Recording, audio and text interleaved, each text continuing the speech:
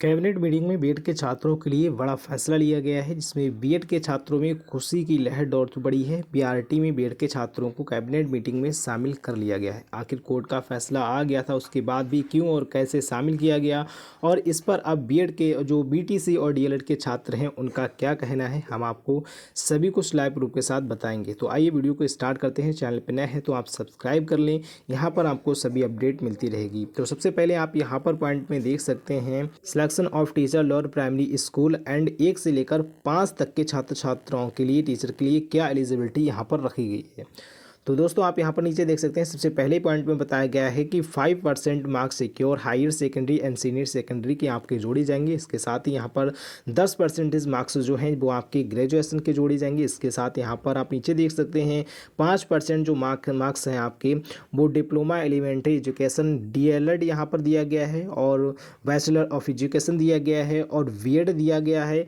और यहाँ पर आप देख सकते हैं इसके बाद एलिमेंट्री एजुकेशन और बीएलएड एग्जामिनेशन। तो यहाँ पर जैसे ये छात्रों ने बीएड देखा, छात्रों में एक नई खुशी की लहर दौड़ पड़ी है कि यहाँ पर असम की जो कैबिनेट मीटिंग हुई है उसमें बीएड के छात्र छात्राओं को शामिल कर दिया गया है। फिलहाल उच्च न्यायालय का फैसला आ चुका है कि पीआरटी में अब बीएड के छात्र जो हैं वो शामिल नहीं हो सकते। तो आखिर ये फैसला कैसे लिया गया और कैसे शामिल होंगे, इस पर अब बीटीसी छात्रों का क्या कहना है वो भी हम आपको बताएंगे। इसके बाद यहाँ पर नीचे दिया गया 80% जो आपके मार्क्स हैं वो आपके टीईटी के या फिर सीटेट के जोड़े जाएंगे, ये यहाँ पर बताया गया है।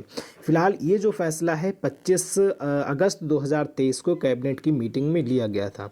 तो क्या छात्रों को सच में शामिल कर लिया गया है या फिर नहीं, इसको लेकर यहाँ पर जो असम के शिक्षा मंत्री हैं उन्होंने ट्वीट किया है, जिससे काफ़ी सारी कन्फ्यूजन छात्रों को हो गई है और बिल्कुल परेशान भी हो गए हैं कि आखिर कैबिनेट मीटिंग में साफ तौर पर बताया गया है कि बीएड के छात्र यहाँ पर शामिल हैं, लेकिन यहाँ पर जो ट्वीट शिक्षा मंत्री ने किया है वो कुछ थोड़ा अलग है। देखते हैं क्या है। आप यहाँ पर देख सकते हैं असम कैबिनेट है change the lower primary and upper teacher requirement policy.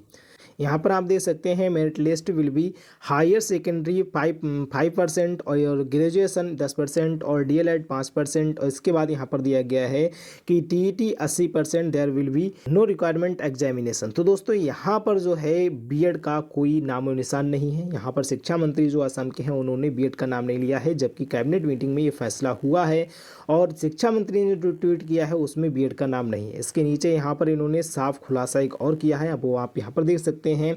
As पर NCERT guidelines BEd is allowed as an eligibility criteria for requirement of teacher in upper level.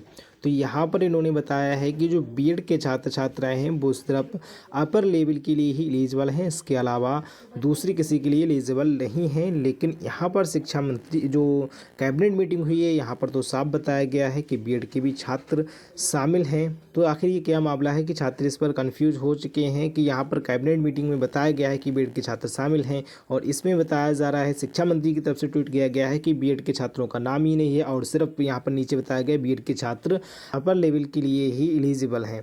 तो दोस्तों आपको यहाँ पर बता दें कि जो कैबिनेट मीटिंग में मीटिंग हुई है उसमें बीएड के छात्रों को शामिल कर लिया गया था, लेकिन उसके बाद में जब ये प्रस्ताव शिक्षा मंत्री के पास गया तो उन्होंने यहाँ पर नाराज़गी जताई होगी, कहा होगा कि जो उच्च न्यायालय का फैसला है उसका हम उल्लंघन नहीं कर सकते। जब उच्च न्यायालय ने फैसला कर दिया है कि बीएड के छात्र सिर्फ अपर लेवल के लिए ही एलिजिबल हैं, लोअर प्राइमरी में वो एलिजिबल नहीं है, तो हम उन्हें लोअर प्राइमरी में और अपर प्राइमरी दोनों में कैसे ले सकते हैं।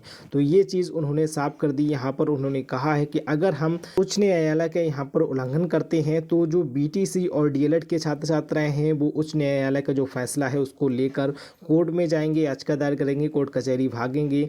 तो इससे और भी ज़्यादा बड़ा बवाल हो सकता है। और सबसे बड़ी बात तो है कि हम चाहे किसी भी राज्य में हों और हम उच्च न्यायालय के फैसले का उल्लंघन नहीं कर सकते, इसीलिए इस तरह से उन्होंने कुछ बोला होगा, जिसकी वजह से उन्होंने यहाँ पर ट्वीट के माध्यम से साफ स्पष्ट करके बता दिया है कि जो बीएड के छात्र हैं वो दोनों के लिए एलिजिबल नहीं हो सकते। यहाँ पर सिर्फ जो छात्र एलिजिबल हैं उनके नाम लिख दिए हैं उन्होंने यहाँ पर, और उसके बाद यहाँ पर स्पष्ट करने के लिए ये भी लिख दिया है कि बीएड के छात्र सिर्फ अपर लेवल के लिए ही एलिजिबल हैं।